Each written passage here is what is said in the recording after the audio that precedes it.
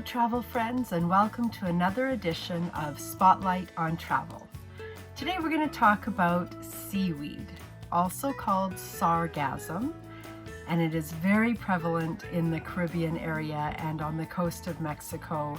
And I just wanted to tell you a little bit more about sargassum and how we are not going to get rid of it. So sargassum, or seaweed, is a natural phenomenon. It is part of the ocean. It is a very important part of the ecosystem. And even though we don't like it because it makes the beaches yucky, it is a part of our world, and Mother Nature is the boss of that, and we don't get any say in it at all. So the thing is, it's here to stay. It is a bit of a bummer, but sargassum, or seaweed, can show up anytime, anywhere. It seems that it's worse in the summer months. So from May through to September, you're going to find that the warm weather down south really does create a really great breeding ground for sargassum. So you'll find that it is typically more prevalent at that time of year, but of course any time of year it can show up. It changes every single day. So I see many beach photos where one day the entire beach will be covered in seaweed, foot thick, and then the next day the beach is completely clear and free.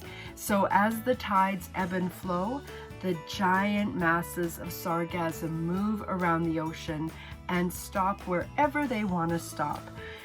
It goes from resort to resort. No one can predict it. It's not like scientists can say, oh, this month it's going to be in the Mayan Riviera and next month it's going to be on the coast of Cuba. There's no way to predict where the sargassum is going to be. So unfortunately, you can't say, oh, I'm going to go to Dominican Republic this year because there's no seaweed there. It doesn't work that way in nature. So typically when you go to resorts, you'll see dozens upon dozens of workers tirelessly trying to rake up and take away the seaweed. Doesn't really work. It makes the guests feel like workers are doing the very best job that they can, but unfortunately they turn their back and there's another load of sargassum on the beach. So they do their very best to try and keep it clean for the tourists, but it's really, really difficult to get rid of. The funny thing that I always think is people say, well, I spent $10,000 on my vacation. There shouldn't be seaweed on the beach.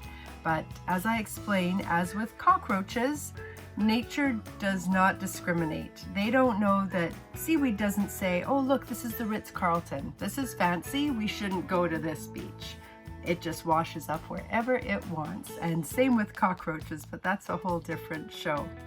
So typically beaches that aren't fabulous to begin with typically tend to have a bigger problem with sargassum or seaweed. So keep that in mind when you're booking, and make sure that you do your research, talk to a travel professional, and figure out which beaches are better to begin with because they seem to have less of a problem with sargassum. So I think that's really interesting to keep in mind.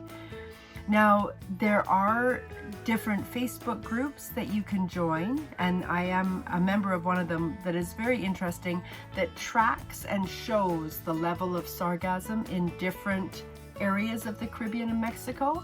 So if you're interested in knowing where that Facebook group is, just put a comment below and I will connect you to that group, or give you the address where you can connect in and be a part of that group, so that you can see where the red zones are, the yellow zones, and where the green zones are as well, so that maybe you can get an idea of where you might like to go on holiday. But like I say, there's no way to predict if seaweed's going to show up on your beach. The nicest beaches in the world can be afflicted. So basically, I always say to people, the ocean is a true gift, and if we get to swim in it, that's fabulous, and we're so lucky.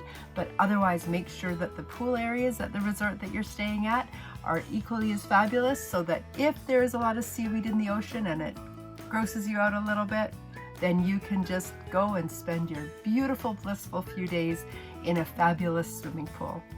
Thank you so much, and for Shaw Spotlight, I'm Kerry Berlinquette.